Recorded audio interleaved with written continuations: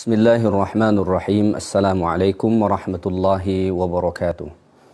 Alhamdulillahi rabbil alamin wahdahu wassalatu wassalamu ala asyrafil mursalin Sayyidina wa maulana Muhammadin wa ala alihi wa sahbihi ajma'in.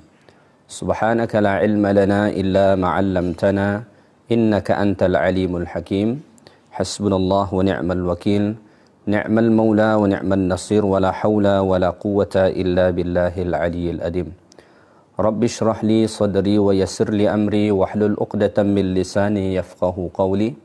Rabbi yassir wa la tu'assir, Rabbi tammim bil khair wa la hawla wa la quwwata illa billahil aliyyil adim. Alhamdulillah, syukur pada Allah Subhanahu wa taala. Allah masih mengurniakan nikmat-nikmatnya kepada kita semua. Insya-Allah pada kuliah maghrib ini kita akan membahaskan tafsir satu surah dalam Al-Quran, iaitu surah Al-Jin. Okay? Surah Al-Jin dalam Al-Quran adalah surah yang ke-72. Ia selepas surah Nuh dan sebelum surah Al-Muzammil. Ini disebut dengan surah Al-Jin. Jadi bagi tuan-tuan, puan-puan yang sedang menonton, sila buka Al-Quran. Tengok surah Al-Jin, surah yang ke-72 dalam Al-Quran, selepas surah Nuh dan sebelum surah Al-Muzammil. InsyaAllah pada malam ni kita akan membahaskan beberapa ayat daripada surah ini, insyaAllah. Okay? Baik, sebelum kita membahaskan tentang tafsir kepada surah ini ataupun ayat-ayat yang terdapat pada surah ini, kita perlu ada pengenalan tentang surah Al-Jin ini. Kita perlu mengenali tentang surah Al-Jin. Yang pertama, kita perlu tahu apakah dia nama surah ini. Seperti mana kita tahu dalam Al-Quran disebut nama surah ini adalah surah Al-Jin. So yang paling masyhur nama surah ini disebut dengan surah Al-Jin. Mengapakah ia disebut dengan surah Al-Jin? Sebab dalam surah ini Allah Subhanahu wa taala menceritakan kepada kita atau kepada Nabi Muhammad sallallahu alaihi wasallam pada masa dahulu tentang ada sekumpulan jin yang mendengar bacaan Al-Quran Rasulullah sallallahu alaihi wasallam. Maka oleh kerana itulah surah ini disebut dengan surah Al-Jin. Okay? Yang kedua, nama yang kedua disebut juga dalam beberapa riwayat, termasuklah dalam riwayat Bukhari dan Imam At-Tirmidzi, tak silap saya. Di sana disebutkan bahawa ada nama kedua kepada surah ini, iaitu disebut dengan surah Qul Uhiya. Jadi ada nama dua surah ini. Yang pertama disebut dengan surah Al-Jin kerana dalam surah ini Allah Ta'ala menceritakan tentang jin. Yang kedua, nama surah ini disebut dengan surah Qul Uhiya Ilayya oleh kerana surah ini diawali dengan ayat ini. Yang mana pada ayat pertama nanti Allah Ta'ala menyebutkan Qul Uhiya Ilayya annahu istama'a nafarum minal jin. So nama kedua surah ini disebutlah ia sebagai surah Qul Uhiya Ilayya. So bila kita tengok dari sisi nama surah ini, ada setidaknya dua nama kepada surah yang kita bahaskan ini. Baik. Di manakah diturunkan surah ini? Surah ini diturunkan kepada Rasulullah sallallahu alaihi wasallam ketika mana baginda masih berada di Makkah. Oleh kerana itu surah ini termasuk kategori bahagian daripada surah Makkiyah. Seperti mana kita tahu, definisi kepada surah Makkiyah adalah ma nazzalat qabla al-hijrah, iaitu semua surah ataupun ayat yang diturunkan kepada baginda sallallahu alaihi wasallam sebelum baginda hijrah ke Madinah, iaitu tahun yang ke-13 daripada kenabian Nabi Muhammad sallallahu alaihi wasallam. Okey. Baik, bilakah diturunkan surah ini kepada Rasulullah sallallahu alaihi wasallam? Disebutkan oleh Ibnu Ishaq, salah seorang ahli sejarah, anna nuzul hadhihi surati kana ba'da safari Rasulillah sallallahu alaihi wasallam ila Taif yatlubu an-nusrah min Thaqif. Menurut Ibnu Ishaq, surah Al-Jin ini diturunkan kepada Rasulullah sallallahu alaihi wasallam itu selepas baginda sallallahu alaihi wasallam bermusafir ke Taif, yang mana ketika itu Nabi pergi ke Taif hendak meminta pertolongan kepada Bani Thaqif yang ada di sana. Iaitu pada tahun yang ke-10 Hijrah selepas kenabian Nabi Muhammad sallallahu alaihi wasallam. Maka surah ini diturunkan, kata Ibnu Ishaq, kepada Rasulullah sallallahu alaihi wasallam itu selepas Nabi balik daripada negeri Taif untuk meminta pertolongan ketika itu kepada Bani Thaqib. Mungkin kisah Nabi SAW pergi ke Taif sudah biasa kita dengar, yang mana baginda di sana datang hendak meminta pertolongan kepada Bani Thaqib yang ada di sana. Malah Rasulullah SAW disakiti, dilempar ketika mana pergi ke sana. So balik daripada itu, Allah Subhanahu Wa Taala menurunkan surah ini kepada Nabi SAW, kata Ibnu Ishaq. So bila diturunkan surah ini kepada Nabi, bila kita melihat daripada sisi tahun, maka kalau kita melihat daripada sisi tahun, surah ini diturunkan kepada Rasulullah SAW pada tahun yang ke-10 daripada kenabian Nabi Muhammad SAW, ataupun 3 tahun sebelum baginda hijrah ke Madinah. Pada masa itulah diturunkan surah Al-Jin ini kepada Rasulullah SAW. Okay? Maka apabila dilihat daripada sisi penurunan kepada Rasulullah SAW, surah ini adalah surah yang ke-40 diturunkan kepada baginda. Ia turun selepas surah Al-A'raf dan sebelum surah Yasin. Jadi macam biasa saya sebut bahawa susunan surah-surah dalam Al-Quran ataupun nombor surah dalam Al-Quran itu tidak sesuai dengan nombor penurunan kepada Rasulullah sallallahu alaihi wasallam. Kalau kita tengok nombor surah ni dalam Quran, ni adalah surah yang ke-71. Tetapi bila kita melihat sejarah tahun penurunannya kepada Rasulullah sallallahu alaihi wasallam, maka surah Al-Jin ni adalah surah yang ke-40 diturunkan kepada baginda sallallahu alaihi wasallam, diturunkan selepas surah Al-A'raf dan sebelum surah Yasin. Itulah sejarah penurunan dia kepada baginda sallallahu alaihi wasallam. Jumlah ayat surah ini ada sebanyak 28 ayat. Okey. Baik, sebelum kita bahaskan tentang tafsiran pada ayat-ayat yang terdapat dalam surah Al-Jin ini, mungkin ada baiknya kita perlu tahu tentang sebab turun kepada surah ini. Sebenarnya bila kita membaca tentang asbabun nuzul ataupun sebab turun kepada surah ini, di sana ada terdapat beberapa riwayat yang menyebutkan tentang sebab turun surah ini. Okay? Setidaknya ada lebih kurang dalam 3 riwayat. So pada kesempatan ini saya nak sampaikan satu riwayat saja. Riwayat ini cukup masyhur, disebutkan dalam beberapa kitab hadis, antaranya hadis Bukhari dan Muslim. Begitu juga disebut dalam Sunan At-Tirmidzi. Hadis ini diceritakan daripada Abdullah ibnu Abbas radhiyallahu taala anhuma. Kata Abdullah ibnu Abbas, "Intalaqa Rasulullah sallallahu alaihi wasallam fi ta'ifatin min ashabihi 'amidina ila suqi Ukadh." Jadi suatu ketika dahulu Rasulullah sallallahu alaihi wasallam beserta beberapa sahabat Nabi sallallahu alaihi wasallam hendak pergi menuju pasar Ukadh. Pasar Ukadh ini adalah satu pasar yang ada pada zaman jahiliyah. Salah satu pasar yang paling besar pada zaman jahiliyah ini disebut dengan pasar Ukadh. Apabila saya membaca berita-berita daripada Arab Saudi, kerajaan Arab Saudi telah pun cuba mencari semula di mana letak daripada pasar Ukadh ini. Mungkin tuan-tuan boleh searching di Google ataupun di internet, tulis dekat situ Suq Ukadh. Mungkin akan ada penjelasan daripada kerajaan Arab Saudi di mana sekarang letak daripada pasar Ukadh ini. Okay? Tapi pasar Ukadh ini bukanlah letak di Makkah, agak jauh daripada Makkah. Maka suatu ketika Rasulullah sallallahu alaihi wasallam hendak pergi ke sana bersama beberapa sahabat baginda sallallahu alaihi wasallam. Bila kita membaca sejarah baginda sebenarnya sempat pergi beberapa kali ke pasar Ukadh ini. Sebab pasar Ukadh ini adalah pasar yang unik. Ia bukanlah sekadar pasar tempat jual beli seperti mana yang kita kenal pada hari ini, tetapi di sana juga pasar itu dimanfaatkan sebagai tempat berdakwah, dimanfaatkan juga sebagai tempat untuk menunjukkan kesenian, sastra.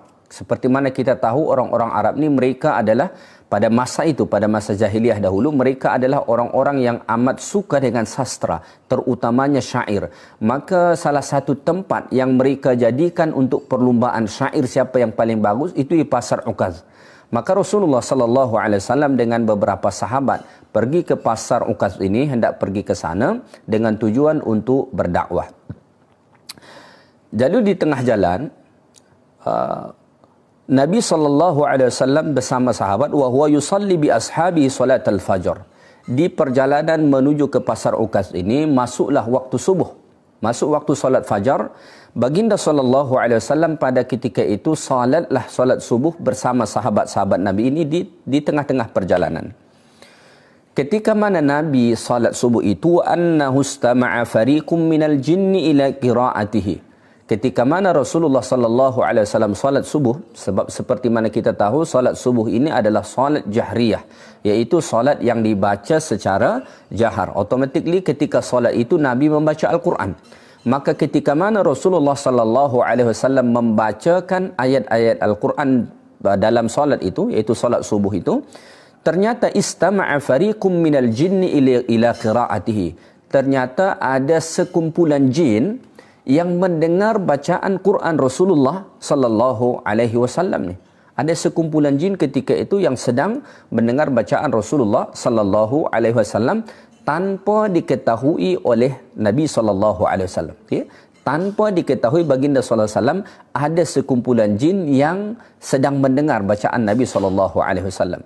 Nah, jadi ketika itu Nabi tak tahu pun mereka sedang mendengar. So, kenapa Nabi SAW tahu pada akhirnya? Allah Ta'ala yang memberitahu kepada baginda SAW.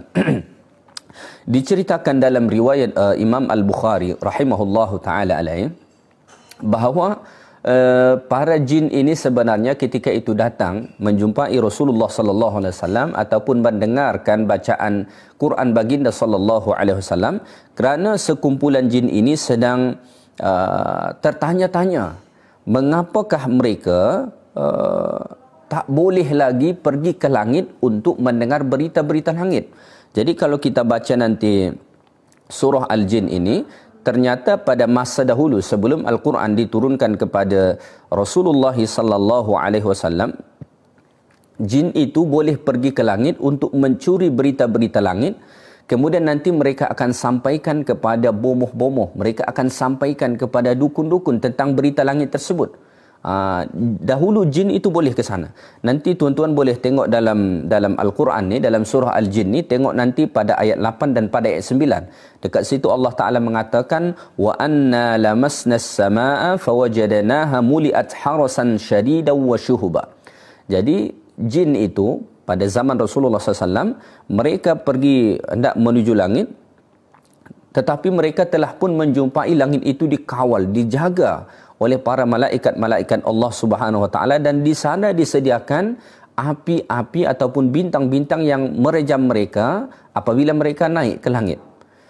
Dan mereka berkata, wa anna kunna naq'udu minha maq'ida lis-sam'. Mereka berkata para jin ini, dahulu kita ada stesen di sana.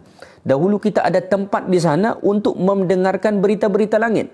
Tetapi saat Al-Quran sudah diturunkan, faman yastami'il ana yajid lahu shihabar rasada. Tetapi sekarang siapa-siapa yang hendak pergi mendengar berita langit ke sana, maka dia akan dikejar, akan direjam, akan dilempar dengan api yang bersumber daripada bintang-bintang yang ada di langit. So apabila ini berlaku kepada jin ini, mereka hairan, ada apa ni?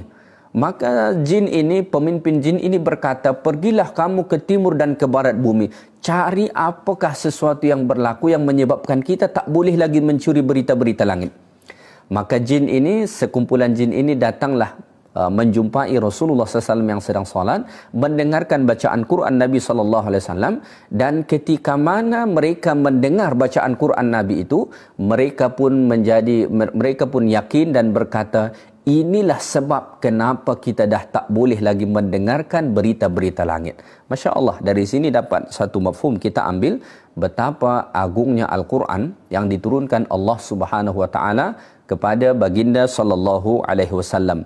Maka selepas mereka mendengar bacaan Nabi sallallahu alaihi wasallam ketika salat itu, maka faraja'u ila ta'ifatihim, mereka pun kembali kepada sesama jin, faqalu inna sami'na qur'anan ajaba. Baik, kita akan bahaskan tafsiran kepada surah Al-Jin ini. Kita mulakan daripada ayat yang pertama. Jadi tuan-tuan, puan-puan, sahabat-sahabat yang menonton, boleh buka Al-Quran, tengok surah Al-Jin, surah yang ke-71 dalam Al-Quran. kita akan cuba bahaskan tafsiran beberapa ayat daripada surah ini sampai ke waktu Isyak nanti. Isyak pukul berapa nanti? Sekejap saya tengok waktu Isyak dulu, okey. Isyak pukul berapa ya?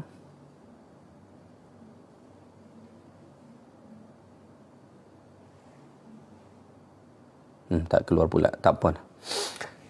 Kita masuk saja kepada tafsiran ayat ni. Tengok ayat pertama. Allah Subhanahu wa taala berfirman, a'udzubillahi minasyaitonir rajim. Qul uhiya ilayya annahu istama'a nafarun minal jinni faqalu inna sami'na qur'anan ajaba. Allah Subhanahu wa taala berfirman, qul, katakanlah wahai Muhammad. Katakanlah wahai Muhammad, kata Allah Subhanahu wa taala, uhiya ilayya, telah diwahyukan kepadaku, annahu istama'a nafarun minal jin, bahawa satu kumpulan jin telah mendengar bacaan Al-Quran Nabi SAW. Faqalu, lalu mereka para jin ini berkata, inna sami'na Qur'anan ajaba, sesungguhnya kami telah mendengar Al-Quran yang sangat menakjubkan. Okay? Yang sangat menakjubkan. Baik. Ayat ini ataupun surah ini diawali Allah Ta'ala dengan Qul. Qul uhiya. Apabila kita membaca Al-Quran, kita menjumpai beberapa surah yang diawali Allah Ta'ala dengan Qul. Yang mana secara bahasa, biasa kita terjemah ini dengan katakanlah. Katakanlah wahai Muhammad. Qul uhiya, katakanlah wahai Muhammad. Ini bermakna apabila satu surah ini diawali dengan qul ataupun satu ayat diawali dengan qul yang secara bahasa bermakna katakanlah wahai Muhammad, ini bermakna apa yang hendak dikatakan Nabi itu adalah satu wahyu daripada Allah SWT. Adalah satu pemberitahuan daripada Allah, adalah satu maklumat yang bersumber daripada Allah Subhanahu Wa Taala, bukan daripada Nabi sallallahu alaihi wasallam. Soal awal ayat pertama ini, inilah yang menjadi dalil bahawa baginda sallallahu alaihi wasallam ketika mana jin mendengarkan bacaan baginda, baginda tak nampak mereka. Bahkan baginda tak tahu bahawa ada sekumpulan jin yang sedang mendengarkan bacaan Quran Nabi Muhammad sallallahu alaihi wasallam pada ketika itu. Sehingga kan dalam hadis Bukhari dikatakan, Nabi sallallahu alaihi wasallam itu tak pernah nampak jin. Ada dalam satu riwayat dikatakan tak nampak jin. Maka berhati-hati dengan orang yang mendakwa bahawa sesuka hati dia mudah nampak jin. Sedangkan Rasulullah sallallahu alaihi wasallam pun tidak semudah itu untuk dapat melihat jin. Hari ini kadang-kadang ada orang dengan mudah mendakwa bahawa dia telah nampak jin, dia boleh tengok, dia boleh jelaskan dengan detail. Masya Allah, saya kadang-kadang risau dan ragu, adakah dia ni jin ataupun manusia? Sebab kita manusia dengan jin ni adalah dua makhluk Allah Ta'ala yang berbeza. Kita manusia, mereka jin. Memang jin itu ada dan betul, dan itu disebutkan Allah Ta'ala dalam Al-Quran. Tetapi adakah kita tahu tentang hakikat mereka? Mereka gaib daripada kita. Tidaklah semudah itu kita dapat mengetahui mereka. Okay? So, kalau saya sendiri, saya tidak begitu tertarik dengan cerita-cerita yang kadang-kadang secara mudah disandarkan, mengatakan jin begini begitu, sedangkan kita bukanlah sama dengan mereka, dan Rasulullah sallallahu alaihi wasallam sendiri pun tidaklah diperlihatkan Allah Ta'ala jin pada ketika itu. Okay? Baik, kita kembali pada ayat ini. Qul, katakanlah Muhammad, kata Allah Subhanahu Wa Ta'ala, uhiya ilayya. Uhiya ilayya maksudnya inna rabbi uhiya ilayya, sesungguhnya Tuhanku telah mewahyukan kepadaku. Maknanya maklumat yang diketahui Nabi SAW tentang jin ini melalui perantaraan wahyu Allah Subhanahu Wa Taala, bukan maklumat yang diketahui Nabi SAW secara sendiri ataupun ada orang lain yang menceritakan kepada Nabi, tetapi ini adalah proses wahyu yang disampaikan kepada baginda sallallahu alaihi wasallam. Okay? Apa yang diwahyukan kepada Nabi itu?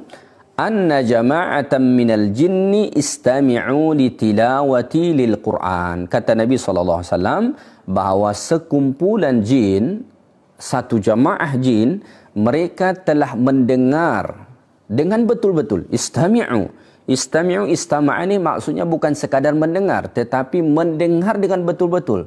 Mereka mendengar dengan fokus, mereka mendengar dengan khusyuk terhadap bacaan Quran Nabi Muhammad sallallahu alaihi wasallam.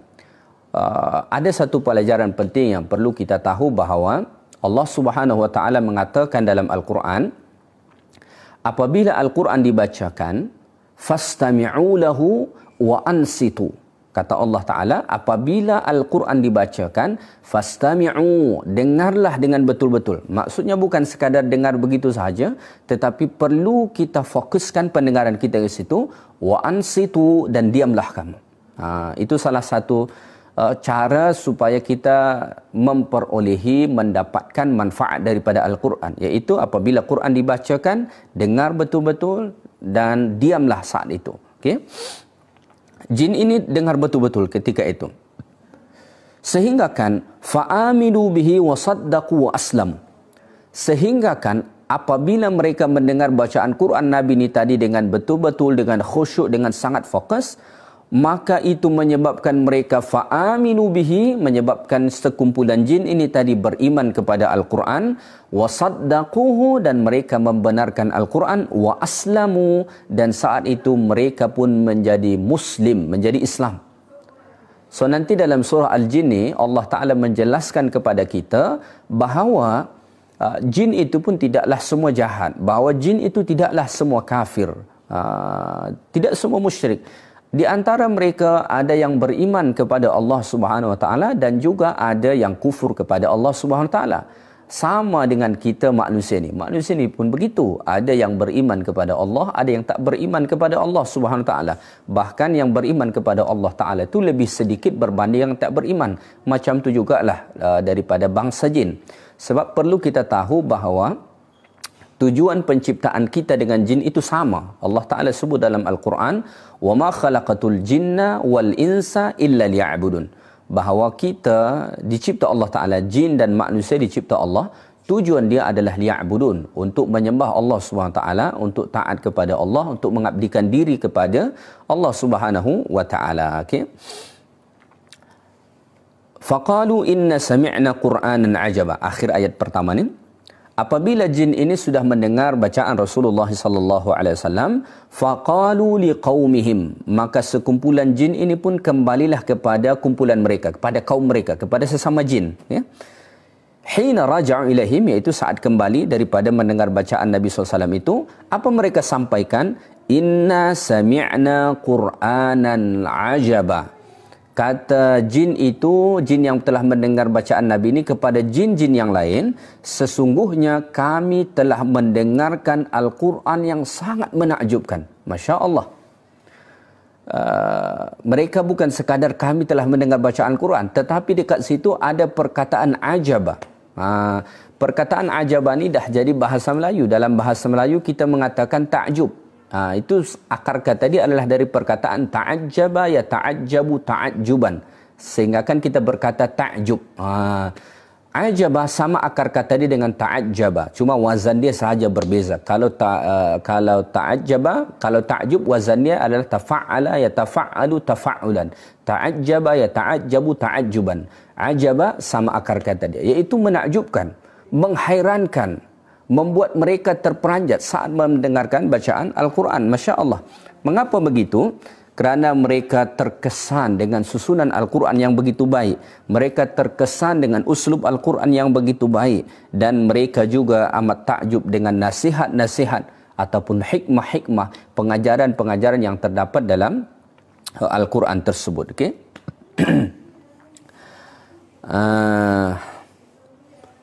Disebutkan oleh beberapa ulama, ini sebenarnya diceritakan Allah Subhanahu wa taala tentang apa yang berlaku ini adalah Allah Taala nak menjelaskan tentang keburukan orang-orang Arab pada ketika itu.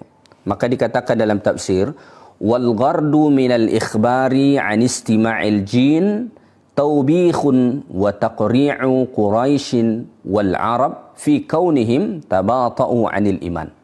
Jadi sebenarnya pada ayat ini Allah Taala menjelaskan tentang adanya sekumpulan jin yang baru sekali mendengar bacaan Quran Rasulullah sallallahu alaihi wasallam, langsung mereka merasa takjub, langsung mereka beriman, langsung mereka mempercayai Al-Quran itu datang daripada Allah Ta'ala, ini sebenarnya bertujuan untuk menghinakan orang-orang Quraisy dan orang-orang Arab yang mana pada ketika itu mereka amat sangat susah menerima dakwah baginda sallallahu alaihi wasallam. Amat sangat susah mereka beriman kepada Al-Quran. Maka seolah-olah Allah Ta'ala nak mendatangkan perbandingan lah. Ni ada jin, ni ada orang Arab. Jin ini baru sekali mendengar bacaan Quran Nabi sallallahu alaihi wasallam. Manakala orang-orang Arab ni, orang-orang Quraisy ni telah pun mendengar berulang kali, bahkan mungkin dah beribu kali mereka dengar bacaan Quran Nabi sallallahu alaihi wasallam, tetapi mereka tidak beriman. Manakala jin ini yang baru sekali mendengar tu langsung beriman. So Allah Ta'ala nak menunjukkan betapa teruknya, betapa buruknya orang-orang Arab pada ketika itu, yang mana mereka sudah mendengarkan berulang kali Al-Quran tetapi tidak beriman. Malah kalau kita tengok, Rasulullah sallallahu alaihi wasallam yang diutus kepada mereka itu adalah rasul, adalah manusia yang mereka sudah kenali sejak kecil lagi. Sebab Nabi sallallahu alaihi wasallam dilahirkan di Makkah, membesar di Makkah. Mereka sudah kenali bagaimana syakhsiah, kepribadian Rasulullah sallallahu alaihi wasallam, akhlak Nabi sallallahu alaihi wasallam. Kemudian Al-Quran yang diturunkan kepada Nabi sallallahu alaihi wasallam itu menggunakan bahasa mereka, itu bahasa Arab. Inna anzalnahu Qur'anan Arabiyan, kata Allah dalam Al-Quran. Quran itu diturunkan dalam bahasa Arab. So Quran diturunkan kepada Nabi yang telah mereka kenali, diturunkan dengan menggunakan bahasa yang mereka fahami, tetapi mereka amat sangat sukar untuk beriman kepada Al-Quran. Sedangkan di sana ada jin yang secara makhluk ia berbeza dengan manusia. Mungkin sahaja mereka tidak mengenali Rasulullah sebelum itu, dan mereka mungkin sahaja tidaklah berbahasa Arab. Tetapi saat mereka mendengar bacaan Al-Quran baru sekali sahaja, mereka langsung beriman kepada Al-Quran. Bahkan mereka sampai-sampai berkata, Inna sami'na Qur'anan ajaba. Sesungguhnya kami telah mendengarkan Al-Quran yang amat sangat menakjubkan. Jadi sepatutnya kita juga mengambil pengajaran daripada sini. Jangan sampai kita dah pegang dah Quran ni lama dah. Lama dah kita membaca Al-Quran, lama dah kita mendengar bacaan Al-Quran. Tetapi kadang-kadang keimanan terhadap Al-Quran itu belum tumbuh dengan sempurna lagi. Kadang-kadang kita tak takjub pun melihat Al-Quran itu. Kadang-kadang kita merasa seperti kitab biasa saja. Padahal Al-Quran itu adalah satu kitab yang amat menakjubkan kepada sesiapa yang cuba untuk mentadabburinya, kepada sesiapa yang cuba untuk memahami Al-Quran. Maka Al-Quran itu tidak akan dirasakan keagungannya, tidak akan kita rasakan kehebatannya apabila kita tidak memahaminya. Sehingga kan Quran itu sebenarnya diturunkan Allah Ta'ala bukanlah sekadar untuk kita baca, tetapi ia adalah satu kitab yang diturunkan Allah Ta'ala yang perlu untuk kita tadabbur makna-makna ayatnya, yang perlu kita menggunakan akal kita untuk memahami ayat-ayatnya, untuk kita fikirkan dan kita renungkan dengan hati kita. Sehingga kan kata Allah Ta'ala dalam Al-Quran, afala yatadabbaruna al-Qur'ana am ala qulubihim aqfaluha. Ataupun dalam ayat yang lain Allah Ta'ala mengatakan, sesungguhnya kami menurunkan Al-Quran liyadabbaru ayatihi, supaya mereka mentadabburi ayat-ayatnya. Maka kita perlu untuk mentadabbur ayat-ayat Quran, memahami makna-makna ayatnya, kita renungkan dengan hati kita supaya kita dapat merasakan kehebatan Al-Quran, keagungan Al-Quran, sehingga kan tumbuh dalam hati kita rasa takjub kepada Al-Quran itu. Okey. Baik, kita teruskan firman Allah Subhanahu wa taala ni. Jadi pada ayat pertama ni Allah Ta'ala ni nak menggambarkan betapa betapa kumpulan jin yang mendengar bacaan Quran Rasulullah itu lebih baik berbanding orang-orang Arab yang sudah berulang kali mendengar bacaan Quran tetapi mereka tidak mahu beriman kepada Al-Quran. So ayat ini sekaligus sebenarnya membatalkan statement ataupun dakwaan. Mungkin kita pernah mendengar ada orang kadang-kadang berkata, dia menyebutkan bahawa sebaik-baiknya jin, dia kata, adalah seburuk-buruk manusia.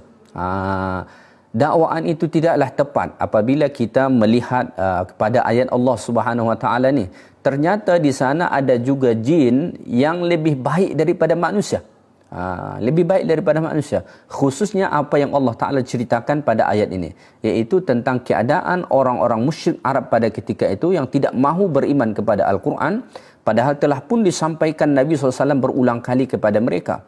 Malah saat itu mereka menuduh Al-Quran dengan tuduhan yang bermacam-macam. Sehingga kan dalam Al-Quran Allah Ta'ala mengatakan apabila dibacakan kepada mereka Al-Quran itu, mereka berkata Al-Quran itu asatirul awwalin. Hanya dongeng-dongeng terdahulu saja. Mereka mendakwa Quran itu sebagai syair. So, jin yang beriman ni lebih mulia berbanding orang-orang musyrik pada ketika itu yang tidak mahu beriman kepada Al-Quran. So dari sini dapat juga kita ambil satu pengajaran bahawa kemuliaan kita itu ketika mana kita mahu mengimani Al-Quran dan mengamalkan perintah dan larangan yang terdapat dalam Al-Quranul Karim. Okay? Baik, kita teruskan firman Allah Subhanahu Wa Taala ni. Pada ayat yang kedua, Allah Subhanahu Wa Taala berfirman, Yahdi ila rusydi fa'amanna bihi wa lan nusyrika bi rabbina ahada. Jin ini mengatakan bahawa Al-Quran yang telah mereka dengar daripada bacaan Nabi SAW itu yahdi ila rusydi, iaitu kitab yang memberikan panduan ke jalan yang betul. Fa'amanna bihi, sehingga kan kami beriman dengannya. Walan nusyrika bi rabbina ahada, dan kami tidak mensyirikkan Tuhan kami walau dengan sesuatu apapun. Ini masih cerita jin. Ini masih ucapan yang disampaikan oleh sekumpulan jin yang mendengar bacaan Quran Nabi kepada jin yang lain. Okay? Jadi jin itu berkata yahdi ila rusydi. Ini dia menjelaskan apa kandungan Quran tu. Tadi mereka mengatakan inna sami'na Qur'anan ajaba. Kami telah mendengarkan Al-Quran yang sangat menakjubkan. Maka pada ayat 2 ni mereka menjelaskan. Jadi ayat 2 ni seolah-olah menjelaskan lebih detail lagi tentang akhir ayat pertama. Apa Quran itu? Apa fungsi dia? Apa kandungan dia? Maka jin itu mengatakan yahdi ila rusydi. Al-Quran itu adalah satu kitab yang memberi petunjuk, yang memberi panduan kepada jalan yang betul. Maka Al-Quran itu kita katakan atau Allah Ta'ala sebut dalam Al-Quran sebagai kitab hidayah. Ia adalah kitab petunjuk. Ia adalah kitab petunjuk. Jadi dia memberikan petunjuk hidup kepada kita, mana yang boleh kita lakukan, mana yang tak boleh kita lakukan. Maka Allah Subhanahu Wa Ta'ala menjelaskan dalam Al-Quran, dalam surah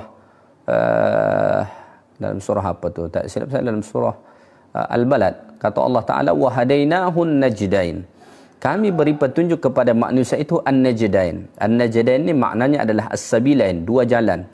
Jadi kalau kita perhatikan secara keseluruhan Al-Quran, kandungan dia ini adalah tentang dua jalan ini. Jalan apa? Jalan yang baik dan jalan yang buruk. Jadi dalam Al-Quran, Allah Ta'ala bukan sekadar menjelaskan mana yang baik, tetapi Allah Ta'ala juga memberitahu kepada kita mana perkara-perkara yang buruk. Sehingga kan dalam Al-Quran kita menemukan mana yang halal dan mana yang haram. Kita dalam Quran menemukan mana yang hak dan mana yang batil.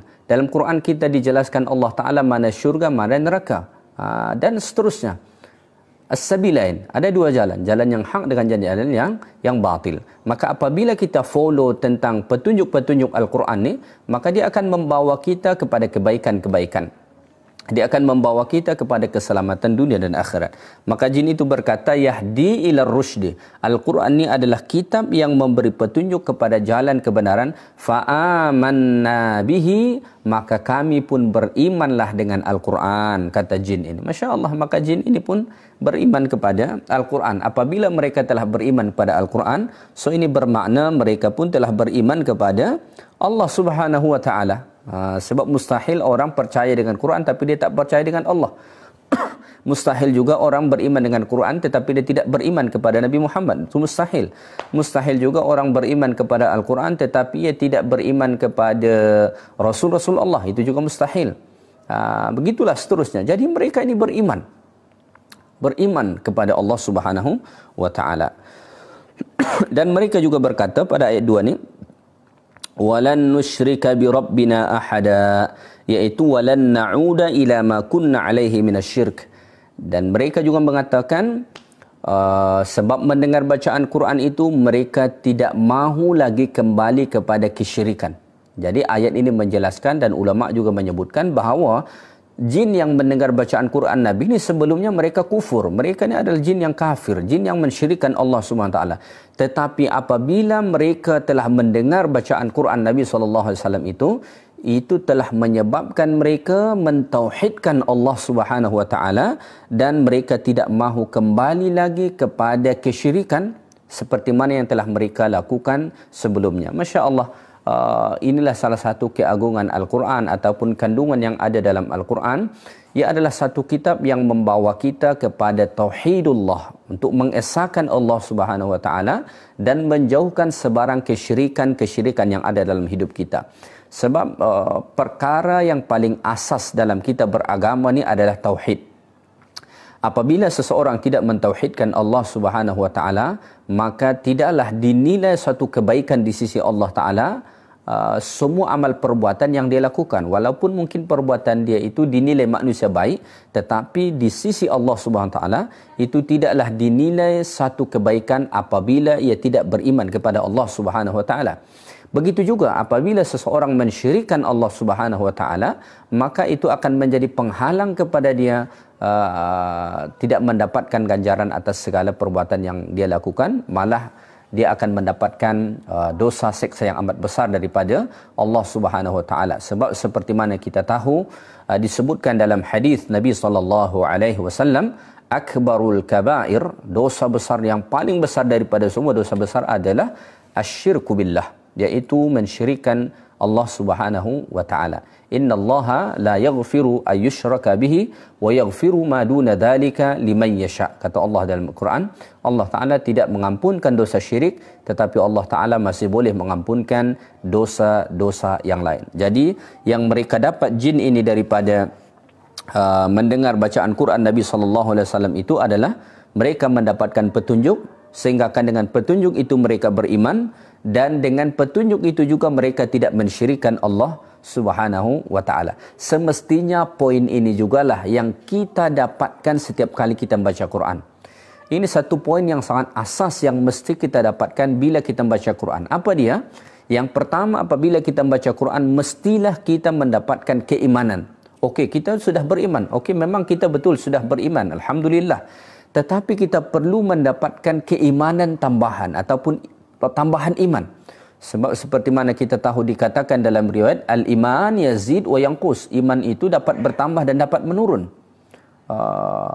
Dan salah satu tanda orang-orang yang beriman, kata Allah Subhanahu Wa Taala dalam surah Al-Anfal, iaitu apabila dibacakan wa idza tuliyat alaihim ayatuhu zadatuhum imana. Kata Allah Taala dalam Al-Quran, salah satu tanda orang-orang yang beriman itu apabila dibacakan kepada mereka Al-Quran, zadatuhum imana. Keimanan mereka bertambah. Keimanan mereka bertambah. Mengapa? Di sana mereka menemukan kebaikan-kebaikan. Di sana mereka menemukan petunjuk-petunjuk Allah Subhanahu Wa Taala dalam Al-Quran. Sebab itulah Quran ni bila kita baca, supaya ia dapat menambah keimanan kita, jangan kita cukupkan sekadar membaca ayat-ayat sahaja, tetapi perlu kita membaca makna-makna. Iaitu dengan cara tadabbur, dengan cara tafsir, dengan cara tadzakur, dan cara-cara yang lain supaya kita dapat memahami makna-makna ayat Allah Subhanahu Wa Taala. Baik, kita teruskan firman Allah Subhanahu Wa Taala pada ayat yang ketiga. Pada ayat yang ketiga Allah Taala berfirman menceritakan tentang perkataan jin itu. Wa annahu ta'ala jaddu rabbina mattakhadha sahibatan wala walada. Dan ketahuilah wahai kaum kami, kata jin ini, bahawa sesungguhnya tertinggilah kebesaran dan keagungan Tuhan daripada beristeri dan beranak. Jadi pada akhir ayat 2 tadi, jin itu mengatakan walan nusyrika bi rabbina ahada. Kami tidak mensyirikkan Allah Ta'ala dengan sesuatu apapun. Maka pada ayat 3 ini mereka mengatakan, menjelaskan tentang kesucian Allah Subhanahu wa taala daripada perkara-perkara yang biasa orang ketika itu mensyirikkan Allah. Apa dia? Mereka berkata wa annahu ta'ala, dan sesungguhnya Allah Subhanahu wa taala ta'ala maha tinggi.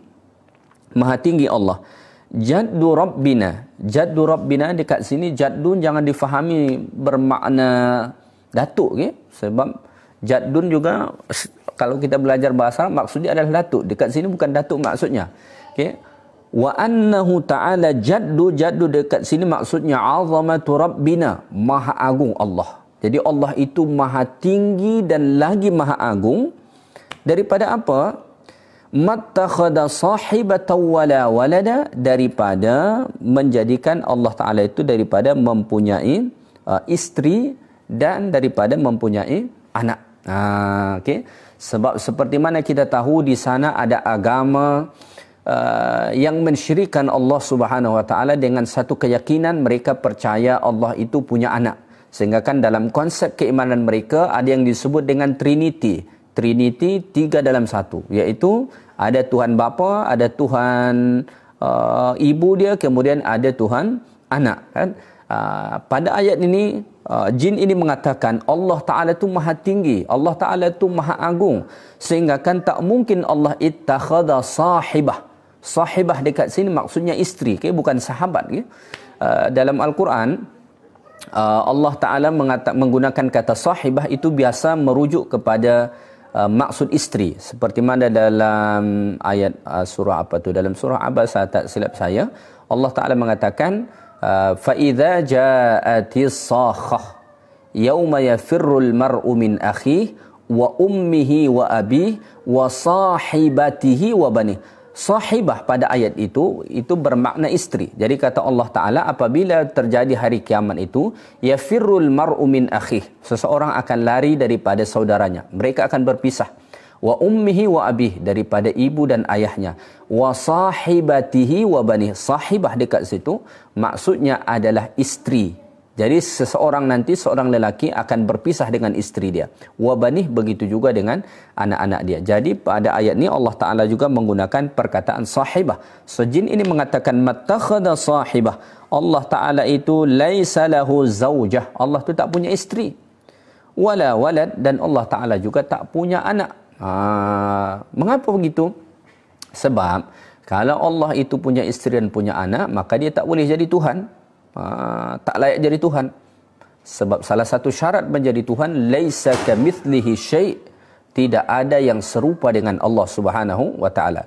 Kita manusia, kita berhajat kepada isteri, kita berhajat kepada anak. Allah Ta'ala tidak berhajat kepada anak. Maka ini jin ini menjelaskan pada ayat 3 ini bahawa kesyirikan-kesyirikan yang telah dilakukan oleh orang-orang Arab pada ketika itu, antaranya mengatakan Allah Ta'ala mempunyai anak, itu tidaklah tepat, itu tidaklah sesuai. Allah maha tinggi daripada situ. Daripada manakah ini diketahui jin itu? Daripada Al-Quran. Daripada Al-Quran. Inilah buah daripada pendengar apa yang mereka lakukan saat mereka mendengarkan Al-Quran yang dibaca oleh Rasulullah sallallahu alaihi wasallam, menyebabkan mereka mentauhidkan Allah dan menjauhkan segala bentuk kesyirikan daripada mereka. Adakah orang-orang, mungkin muncul soalan, adakah orang-orang musyrik Arab pada ketika itu menganggap Allah punya anak? Ya, mereka juga menganggap Allah Ta'ala punya anak. Di dunia ini ada setidaknya 3 kumpulan manusia yang mengatakan Allah Ta'ala mempunyai anak. Yang pertama adalah orang-orang Yahudi. Orang-orang Yahudi berkata Uzair ibnullah. Uzair adalah anak Allah Subhanahu Wa Ta'ala. Jadi mereka mensyirikkan Allah dengan mengatakan Uzair itu anak Allah. Kemudian ada orang Nasrani. Orang Nasrani mereka berkata Isa ibnullah. Isa itu adalah anak Allah. Yesus adalah anak Allah, mereka kata. Di sana juga ada orang-orang musyrik Arab dahulu mendakwa juga bahawa al-malaikah, malaikat itu adalah anak-anak perempuan Allah Subhanahu Wa Taala. Jadi Yahudi, Nasrani dan orang musyrik Arab itu sama-sama mendakwa Allah Taala mempunyai anak. Walaupun anak Allah Ta'ala itu berbeza-beza dalam pandangan mereka, tetapi hakikatnya mereka ini menganggap bahawa Allah Ta'ala mempunyai anak. Sedangkan kita, akidah yang diajarkan kepada kita, lam yalid wa lam yulad wa lam yakul lahu kufuwan ahad. Allah itu tidaklah beranak dan tidak diperanakkan. Jadi Allah Ta'ala itu tidak mempunyai anak, dan kewujudan Allah Ta'ala bukanlah dari proses beranak, dilahirkan, tidak. Walam yakul lahu kufuwan ahad, dan tidak ada yang sekufu dengan Allah Ta'ala. Tidak ada yang sama dengan Allah Subhanahu wa Ta'ala. Allah berbeza dengan semua makhluk. Laisa kamitslihi syai' wa huwas samiul basir, kata Allah Ta'ala dalam Al-Quran. Okay? Jin ini berkata lagi, wa annahu kana yaqulu safihuna 'ala Allahi syatata. Kata jin ini, dan dengan ajaran Al-Quran nyatalah bahawa sesungguhnya ketua yang kurang akal pertimbangannya daripada kalangan kita telah mengatakan terhadap Allah kata-kata yang melampaui kebenaran. Jadi jin ini, jin yang telah mendengar bacaan Rasulullah sallallahu alaihi wasallam yang tadi itu, mereka berkata, wa anna yaqulu safihuna, dan sesungguhnya telah berkata orang yang paling bodoh di antara kita. Safih itu maksudnya bodoh. Maka dalam tafsir dikatakan, wa annal ahmaq al-jahil fina kana yansibu ila Allahi ma la yaliqu bi jalalihi wa qudusiyatihi. Jadi kata jin ini, orang yang paling bodoh di antara kita, orang yang paling ahmak di antara kita telah pun berkata tentang Allah Ta'ala, dan ia menisbatkan kepada Allah tentang sesuatu yang tak layak. Siapakah orang yang paling jahil ini? Siapakah orang yang paling bodoh ni? Disebutkan dalam tafsir maksudnya adalah iblis. Seperti mana kita tahu iblis ni adalah daripada bangsa jin. Seperti mana Allah Ta'ala sebut dalam surah Al-Kahfi. Kata Allah Ta'ala, iblis ini dia tidak mahu sujud kepada Adam, fafasaqa an amri rabbih, kana minal jinni fafasaqa an amri rabbih. Kata Allah Ta'ala, iblis itu daripada bangsa jin, fafasaqa an amri rabbih, yang mana ia ingkar, yang mana ia fasik terhadap perintah Tuhannya. Jadi maksudnya, kata ulama tafsir, perkataan jin ini, orang yang paling bodoh di antara kita telah mengatakan sesuatu yang tidak layak kepada Allah, itu maksudnya adalah iblis la'natullahi alaih. Okay? Sebab iblis ni dahulu dia telah pun mengajarkan tentang sesuatu yang salah, mengajarkan sesuatu yang ada di sana unsur-unsur daripada kemusyrikan. Wa annahu kana yaqulu safihuna 'ala Allahi syatata. Syatata maksudnya qaulan syatatan ba'idan 'anil haqq, iaitu kata-kata yang amat jauh daripada kebenaran. Jadi selepas mereka mendengarkan bacaan Quran Nabi SAW, mereka pun menjadi kenallah dengan Allah Subhanahu wa taala.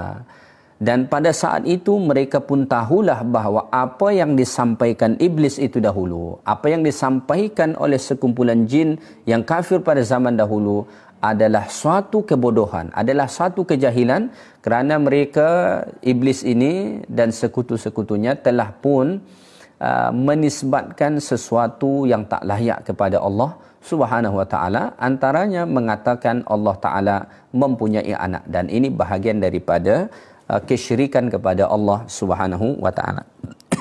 Baik, kita teruskan ayat yang berikutnya pada ayat yang ke-5. Wa anna dhananna an lan taqula al-insu wal jinnu 'ala Allahi kadhiba. Dan jin ini berkata, dan bahawa sesungguhnya nyatalah kesalahan kita menyangka bahawa manusia dan jin tidak sekali-kali akan berani mengatakan sesuatu yang dusta terhadap Allah Subhanahu wa taala. Jadi dahulu jin ini, dahulu jin ini, kunna nadhunnu anna ahadan la yukadziba 'ala Allahi la minal ins wa la minal jin. Jadi dahulu jin ini mempunyai keyakinan bahawa tidak ada seorang pun daripada kalangan jin dan manusia yang berani membuat kedustaan terhadap Allah Subhanahu wa taala. Dahulu mereka menyangka begitu. Jadi dahulu mereka amat taklid kepada apa yang telah disampaikan iblis pada mereka, sehingga kan jin itu dahulu menyangka tidak akan ada seorang pun jin atau manusia yang sanggup membuat kedustaan terhadap Allah Subhanahu wa taala, sehingga kan pada ini mereka berkata wa anna dhananna allan taqulal insu wal jinnu 'ala Allahi kadhiba. Mereka tidak menyangka begitu. Tetapi falamma sami'na hadzal Quran, tetapi ketika mana kami telah mendengar Quran ni, kata jin ini, okay, wa amanna bihi, dan kami beriman kepada Quran ni, maka kami pun jadi tahu, alimna annahum kanu yukadzibuna 'ala Allahi fi dzalik. Saat itulah kami baru tahu bahawa sesungguhnya mereka jin yang dahulu ini telah pun membuat kedustaan terhadap Allah Subhanahu wa taala. Jadi supaya mudah macam ni, sekumpulan jin yang telah mendengar bacaan Quran Nabi ni dahulu punya keyakinan bahawa tidak ada seorang pun manusia ataupun jin yang sanggup membuat kedustaan terhadap Allah SWT, seperti mengatakan Allah punya isteri dan Allah punya anak. Mereka dulu menyangka tidak akan ada orang berbohong. Maknanya pada saat dahulu disampaikan kepada mereka bahawa Allah punya isteri, Allah punya anak, mereka tu percaya. Mereka ingat itulah hakikat Allah SWT. Tetapi saat mereka sudah mendengar Quran, saat itulah mereka baru tahu bahawa apa yang disampaikan kepada mereka dahulu adalah sesuatu yang salah. Adalah sesuatu yang tak betul. Sebab apa? Dalam Quran dikatakan Allah tak punya isteri dan Allah tak punya anak. Dari sini ada satu pengajaran penting bagi kita. Apabila kita nak mengenali Allah Subhanahu wa taala, apabila kita nak tahu tentang sifat-sifat Allah Subhanahu wa taala, kita perlulah merujuk kepada Al-Quran. Kita perlu merujuk kepada Al-Quran. Mengapa? Quran ni adalah kalamullah. Quran ni adalah kata-kata Allah Subhanahu wa taala, dan tidak ada seorang pun yang lebih tahu tentang diri Allah Subhanahu wa taala melainkan Allah. Dan kita diberitahu Allah Taala tentang dirinya itu dalam Al-Quran. Maka apabila kita hendak mengenali Allah SWT, sepatutnya kita mestilah merujuk kepada Al-Quranul Karim. Sebab di sanalah Allah Ta'ala menjelaskan tentang asma'nya, tentang sifatnya, tentang af'alnya, tentang diri Allah Subhanahu Wa Ta'ala. Kita mesti kembali ke sana. Baik, kita teruskan sikit lagi. Saya ingat satu ayat lagi saja. Ini penting saya rasa ayat ni. Ayat yang ke-6. وَأَنَّهُ كَانَ رِجَالٌ مِّنَ الْإِنسِ يَعُوذُونَ بِرِجَالٍ مِّنَ الْجِنِّ فَزَادُوهُمْ رَهَقًا. Dan bahawa sesungguhnya adalah beberapa orang daripada manusia menjaga dan melindungi dirinya dengan meminta pertolongan kepada ketua-ketua golongan jin. Kerana dengan permintaan itu mereka menjadikan golongan jin bertambah sombong dan jahat. Baik, ini penting untuk kita ketahui.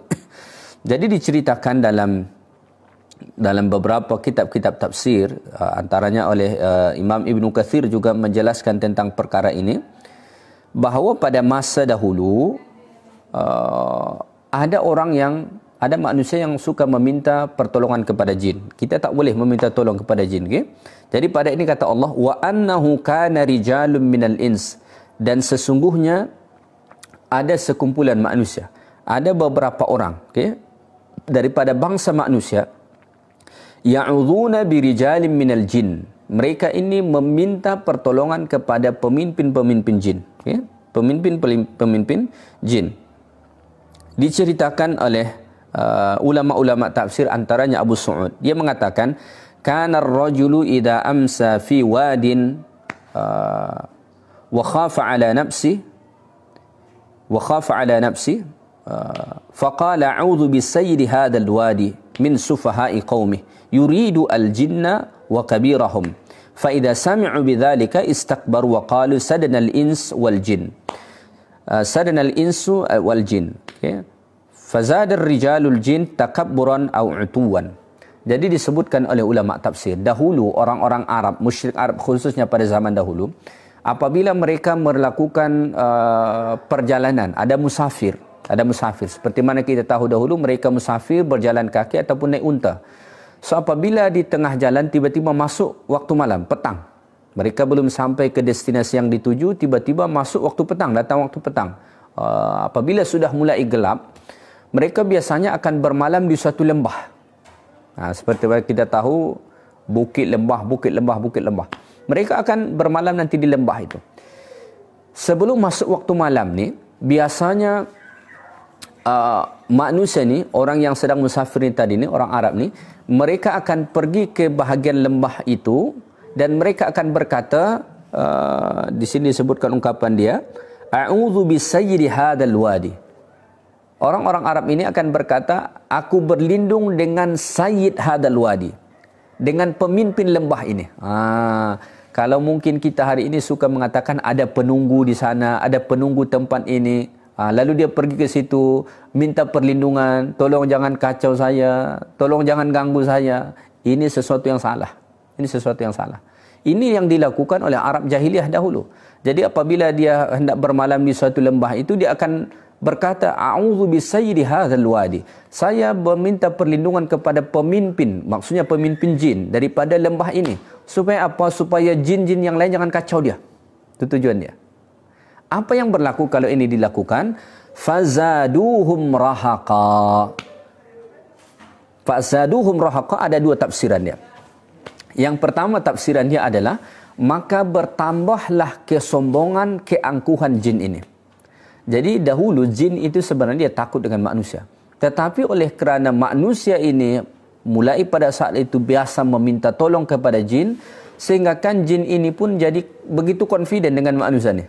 Bahkan mereka overconfident, sangat percaya diri, sehingga kan mereka semakin takbur, semakin sombong kepada manusia. Kenapa? Dia tengok manusia ni datang meminta tolong kepada dia. Saat itulah dia berani dengan manusia, semakin takbur.